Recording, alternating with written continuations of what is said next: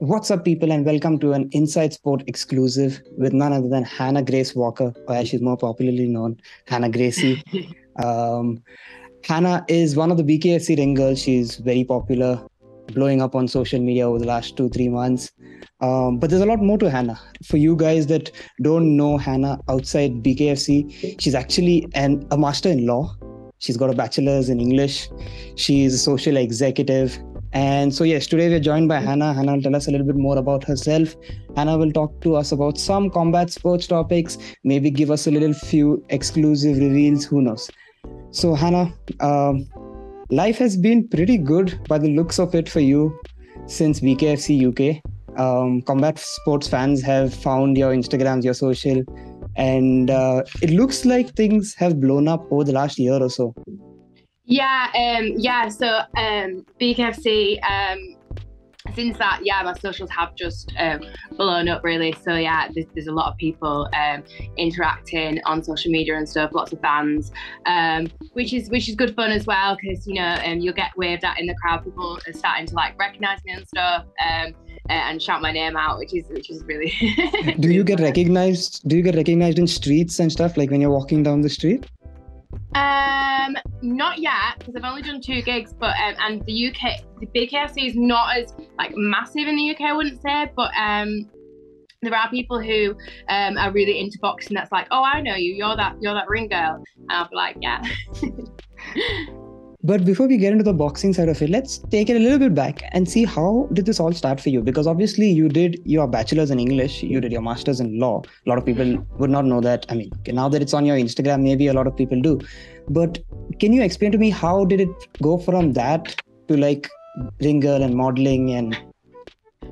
So I started off, I did my master's and I went to work at a law firm, and I was just literally working 9 to 5. I had a really nice car, house, dog, everything was just settled. And I was like, is this gonna be it for the next 80 years? I was like, absolutely, I can't do this. I need a break. I was grid girl engineer for the race cars and stuff at the time, and ring girling for smaller leagues and things. And then I left law, I went on a TV show, and I came back and just modelled, ring girled, pretty much full-time freelance. Before I got my job as a social exec now, because they reached out to me, asked if I could do some work with them, and now I absolutely love ring girl, and the atmosphere is just insane. So now you do it as a side gig, or is it your full-time job? I do so many different jobs, so I would say it is a side gig, because everything that I do, like I say, I do my modelling as well, I do my bridge girl work, I do my social work as well, so there's loads of different jobs that I do. I've got my hands in all trades. All right. I mean, that is quite a transition, I would say. I mean, from law to modeling. How did you find finesse girls and finesse models, and how did you get in contact with Carla Jade? So in lockdown, actually, I was pretty active on social media, as most people were, because you had nothing better to do. And I was following Carla, and Carla followed me, and we'd interact with each other. And then I noticed how much fun the ring girling looked, and I was like, hey, can I try it out sometime? And I just signed up to the agency and went forward with that. It was really funny because I sort of take an interest into boxing a bit, but I never did until I started ring girling, and then I started really enjoy watching the sport now. And as well at the time, oh my gosh, my first ring girling gig I got up in the ring, the first round ever, the guy got knocked out, and I got up in the ring with my card, and everyone was like, no, ring girl, it's a knockout, get out of the ring. That's one way to make an impression, really. I know. I'm surprised I got another job after that, but yeah. So that was that. But I do absolutely love it. So it's fair to say that you had never followed the sport before your ring girling experience. No. So it really got me into it and involved with it, which is good fun as well, because I think that it is a sport that doesn't have as many female supporters, so it really sort of got me involved and got me, inviting my friends all come watch boxing and stuff. So yeah, I think it's a good way to get females involved too. I'll come back to BKFC a little later, but you mentioned that you appeared on a TV series, and while doing my what I call research, I found out that you were in Love in the Flesh season 1, and you were in there for 5 episodes. But I want to know, what was the experience like being on that TV show? Not necessarily TV show, but a reality show, really. Yeah, so there's rumours that they're going to be a season 2, but it's not being fully confirmed. So I mean, I don't know anything, but that would be weird and exciting. So it was so weird. I had like imposter syndrome. It's like the whole time I was like, why am I here? This is so odd. And then it was just so awkward. You felt this pressure of everybody watching you all the time. And even like when you go to the toilet, there's cameras there. Wow. They wouldn't film obviously to go onto the show, but there's cameras there for security reasons. And the whole time it's just a little bit, you're really nervous.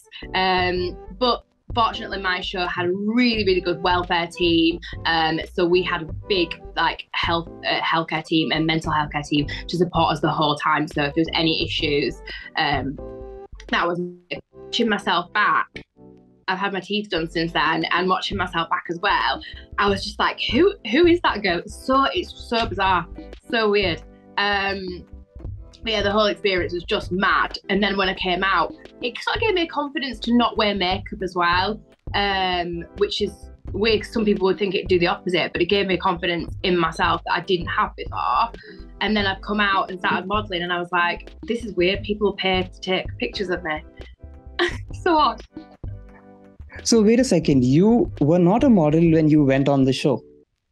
No, I was just working in law. I did like bridge girling and the occasional like ring girl gig, and then it all like kicked off after the show, but before the show actually aired. So it was after I went out to film, and then the show aired about 6-7 months afterwards. So in that time period, I just thought, you know what, I've got this boost of confidence. I'm just gonna go for it.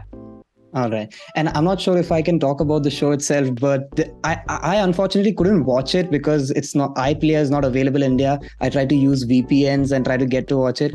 I couldn't. I think it's on Hulu now. Yeah, and Hulu is only in the US, so I'm restricted. Okay. But I did pick up in the trailer that you did get friend zoned at some point in the show. So I'm not sure if I'm supposed to ask that, but in general, like how real is all of those things? That's what I want to know. So it was edited. Obviously it's TV, so we've got to edit it. So it was so you go in on this date, and the date's like a little bit staged because you're sort of like, oh, you two are going on this date today. You're gonna go and do this. You don't know what you're doing actually. So they say you're gonna go meet here and do this date, fun activity date. And I was like, oh, I hate activity dates, but whatever. And the night before, we'd sat under the stars, we talked quite deeply, and I thought he was going to lean in for a kiss. And then we went on the date the next day, and he friend-zoned me because he was like, oh, I think we're just better off as friends, because he was feeling a lot of pressure. So he was like, I can't do this. All the cameras are expecting us to sort of like, I'd rather just start as friends and then build on that. So he was like, oh, I'm going to friend-zone her, and then there's no pressure. And I said in the like meeting room, I was like, oh, I thought he was going to lean in for a kiss, meaning the night before, but they put it as though I was talking about the date where he friend zoned me, and I was like, oh my gosh, I look like such a mug. So that was awful. And then as soon as he saw somebody else interested, he pushed the beds together and was like, let's cuddle. I actually think that I'm into you. And I was just like, oh my gosh. I mean, fair to say he missed out, if I do say so myself. Thank you. So, but now with all of these things, you said you do multiple jobs, you do multiple things. What does a daily routine look like for Hannah Walker? Oh my gosh, that is crazy at the moment, actually, because I don't even have a daily routine. I just literally roll with it. I used to have quite a strict routine where I'd get up, I'd go to the gym, I'd come home and have a breakfast, I'd look on like job board pages for model work, because I don't have set sort of like, because I'll do like certain bookings myself, or I'll get in contact with Carla, say these are the dates that I'm free this month. And then I will have my breakfast whilst I'm doing that, and then I'll go off to work to do the social media stuff and presenting up the TikToks and things, because I do presenting for different brands, and then come home, do like my facial routine, have like a bit more of a chill, or go out with my friends, or like on a date and stuff. So yeah, that was my routine. But at the moment, I've just gone through like a bit of a rough breakup. So I've actually moved out of my apartment, and I'm now living sort of with my grandparents. My stuff's in storage, and I think I want to go traveling for a bit. I don't know. I don't know. Because I was renting for like 8 or 9 years, and now that I'm not, I'm like, I think I can. And all my stuff's in storage. My ex is like bringing stuff back. I'm like, yeah, I might just go, just run. I'm really sorry to hear about the breakup, but you should definitely, if you're considering traveling, you should definitely put India on the list. Come on, it's time. India, okay. I'll just write that down. So with all of this busy schedule and all of these things, do you get time to follow combat sports in any way now that you're involved? Now that I'm involved, yeah, I've got I'm so busy. I am really busy, but where I can, I try and, it's a bit like football. I really enjoy watching football, but following the sport, having the time for it is really, really difficult. But I would say like my favourite boxer this time around has got to be Connor Turner. He's from Birmingham, he's from the UK. And when I saw him, I used to go and ring for a couple of the matches that he did before he joined BKFC, with the just MMA and stuff. And oh my gosh, like I saw him at BKFC, didn't have an inch of blood on him, and he was just like pummeling, and the other guy was just absolutely drenched, and he was just like, cool, won. So I was like, oh my gosh. It was an amazing performance, so yeah. And speaking of like seeing the fighters and all backstage, I think that you guys, the ring girls, do get to interact with the fighters and all, right? How different are they backstage than in the ring? I think that the different backstage, because I mean it's different. It depends when you catch them. If you see them before the fight, you just know don't even try to talk to them, because they're getting in the zone. I wouldn't even want to. You can't distract that. And then they get in the ring, and even before the ring, it's just like this whole tunnel vision. That's it. That's the focus. There are a couple of lads who can still have a chance, still really casual, but most of them are really, really like, this is it. And then afterwards, it's like, all right, we'll go get themselves a drink and some snacks, and they'll just be like chatting away and just really chilled. But yeah, before the fight and during the fight, it's like total serious mode, game on. And like post-fight, y'all are also invited to the parties, I'm guessing, some of the post-fight parties? Post-fight parties? I can't really talk about fights. So they've got you on those NDAs, have they? Absolutely. Okay, so I mean, BKFC, like you mentioned, it's not so much a women-friendly sport in the sense of whether fighters, yes, but you don't have many women fans. So what do you make of like your role as ring girls and attracting more fans in general, but also like women fans to combat sports? Yeah, I know it's a tricky one. We're discussing about women's role in boxing, and I'm really, really excited and happy that they're getting so many more like women boxers as well. So you've got all these women fighters that are coming in. Hopefully that's going to attract a new sort of crowd of fans, because as well with women's football, that's just kicked off this year, especially in the UK. So I think with women boxers, people are going to flock to that and want to watch the sport there too. There aren't as many women fans, you're right, and as I said earlier, and I think that it's really important in my job as being a ring girl to try and especially because my following before this, it might majorly be a lot of lads that are at BKFC supporters that have come in.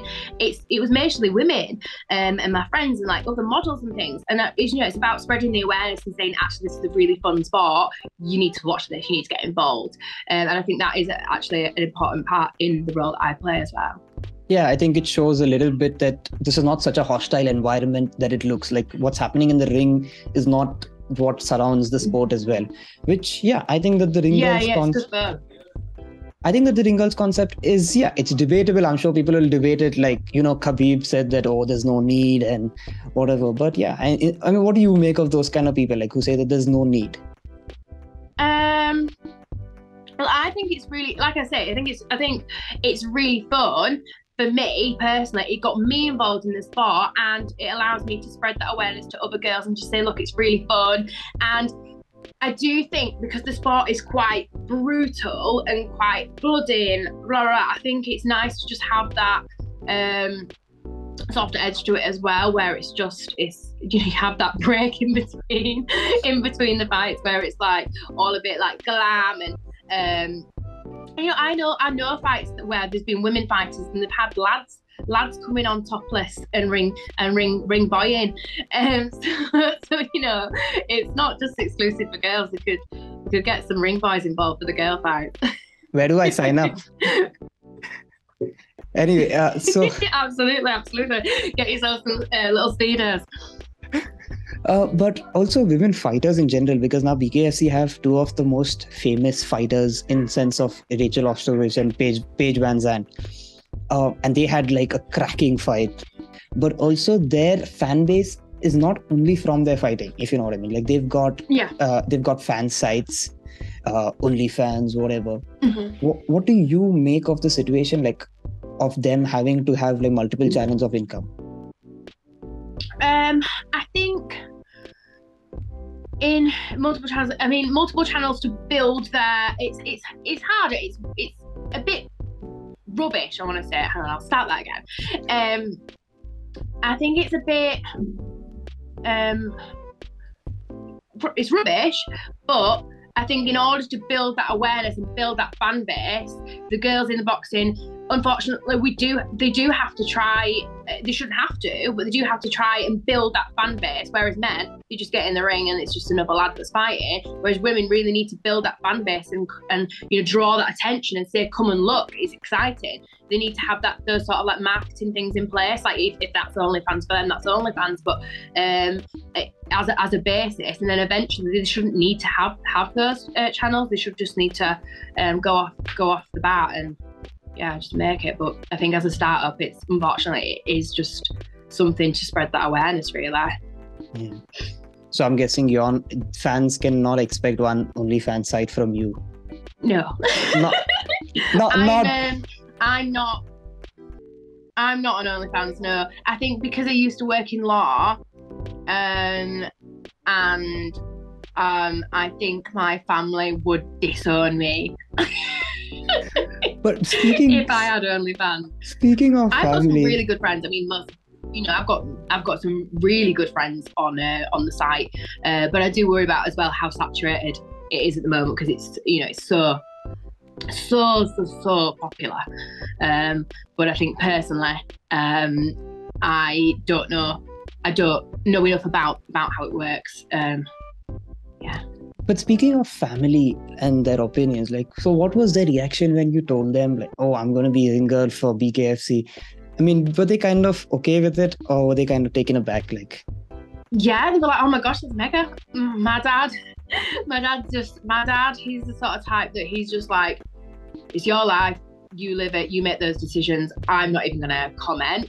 My dad personally doesn't watch boxing. It's too brutal for him, and just not his kind of sport. My mum's side, my mum was like, oh my gosh, smash it, absolutely, that's amazing. If that's what you want to do, go for it. So I would say they're really supportive of it. I wouldn't say there's any sort of negativity there at all. And what is the craziest fan experience or any sort of thing that stood out for you in BKFC? Like when, a fan made a crazy comment, or, just something like, I'm sure there is something. There has to be something. So there was this, so one time I was actually, in the ring doing my thing, and there was this guy, and every time I got up, he'd be like, Hannah, it's me! And I'm like, just trying to smile at everybody. He's like, look at me, I'm here! And I'm just, I have no idea who this guy is. And I'm just doing my thing, and it's just like, here! And he's literally got up, and he stood on his chair, and he's pointing at himself. No idea who he is. But he knew who I was. I'm pretty sure you're going to get a lot more of that now.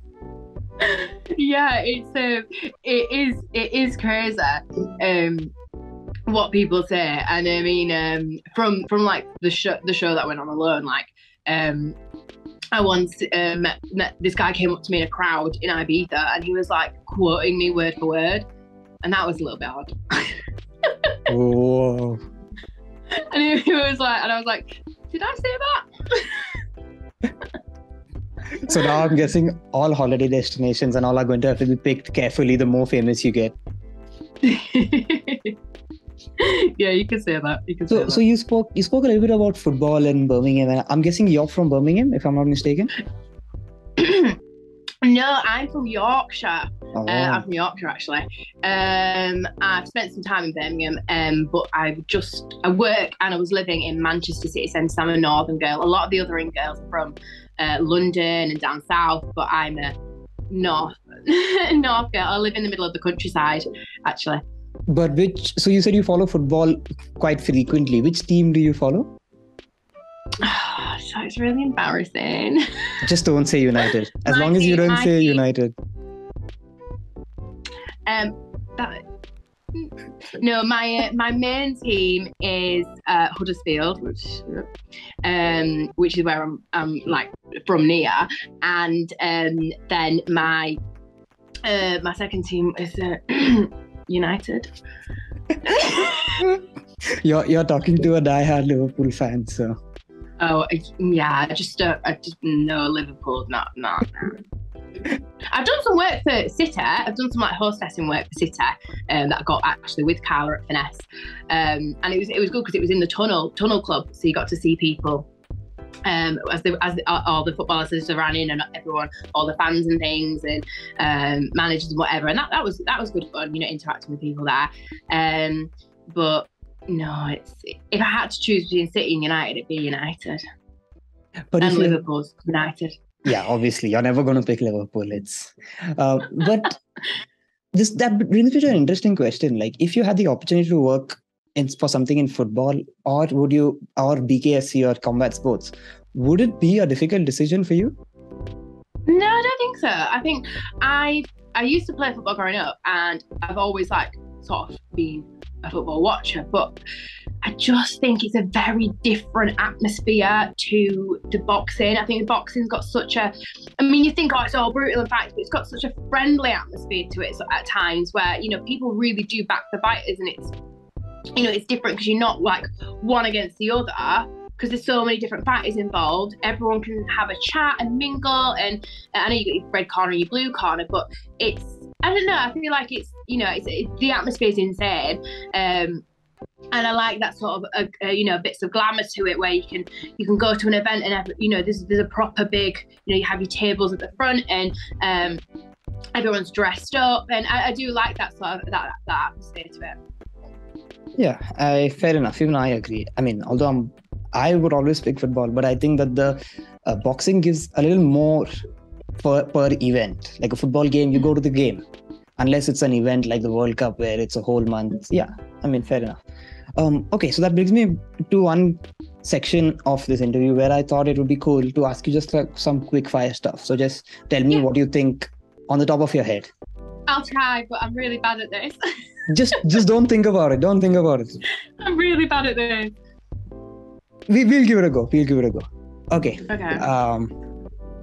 Who's your MMA GOAT? The MMA GOAT according to you? Again, I really do think Conor Turney was the best person I've seen box.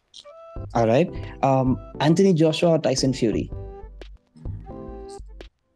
Tyson. And if you're thinking no, but I actually got asked to do his tour, and I replied 20 minutes too late, and they said, "Oh yeah, they found somebody else." Damn. Can you believe it? That is unlucky. You should be picking AJ. You should be picking AJ just for that. Okay, AJ, we'll go with him. All right, UK boxing fans. What's your opinion off the top of your head? UK boxing fans. I think it's growing massively. I remember when I was younger, were far and few, and now it's a big sport in the UK. So there's a boxing fight on, everyone's down at the pub, everyone's out. UK boxing fans are getting a lot more popular. It's a big sport over here. It's a big night out. And UK boxing fans are much better than the US boxing fans. That I'll agree. Selling out Wembley 90,000 for fights, that is incredible. Yeah. UK boxing fans are dedicated. I think we're quite loyal in terms of when we're supporting our sport, and when you've got your friends boxing at such a big event, you make it. And I think it's like a family. I think a lot of UK boxing fans, they feel quite connected to the fighters. I'm not sure if it's the same with the US, but selling out like that and getting everyone involved, it's mega. Yeah. Okay. Coming back to some internet personalities who are blowing up that I'm sure you might have some opinions about. Firstly, Jake Paul. Who? Jake Paul. And that's the response. I don't know who that is. Yes, that's the response I was hoping you would have. I'm really bad with following people. Jake Paul is basically this YouTuber who's got into boxing and who talks a lot of trash. And as a traditional boxing fan, obviously you can imagine that for me, it can't happen. So yeah. So I'm guessing you don't know his brother Logan Paul either. Logan Paul? Isn't he an actor? He will consider himself an actor, but he's a very bad actor. Let me Google it. He's KSI's partner. I'm sure you know KSI. Oh yeah. I mean business partner. Oh, I just literally typed in Logan Paul and it came up with that drink. Prime. Did you get your hands on any? Oh, I know who he is. Didn't he have that big thing about him and he had to apologise because he said something very inappropriate? Yeah. That was something that I'm surprised he's made a comeback from. Recently he had another scandal with crypto. So yeah, he's had to apologise again. Oh my God. Yeah, because he's scammed loads of it. No. Yeah, NBA. Why are people still buying this drink? If it's KSI, I don't know. Have you got your hands on any Prime? Because apparently it's very difficult to get any Prime in the UK. In the UK, oh my gosh, people are fighting. I mean, it doesn't interest me, but people are literally punching each other in the supermarket to get this drink. It's bizarre.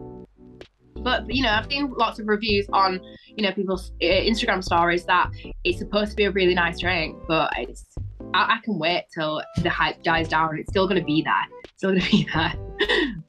All right. What about Andrew Tate? Now, come on, you got to know Andrew Tate. No. You don't know Andrew Tate? No. I have a feeling... I've tried to watch some of his videos. I have tried to watch some of Andrew Tate's videos, and maybe it's the way that he speaks, and some of the stuff that he says are obviously very controversial, and he says a lot of stuff that I don't necessarily agree with.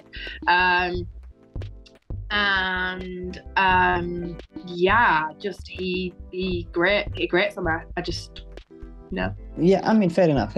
It's not everyone's cup of tea. I'm guessing because your routine is so busy, you don't find yourself on Instagram scrolling through reels, and so you don't see that stuff as often. I've seen some of it, but I think I've seen some of his longer videos as well as the shorter reels.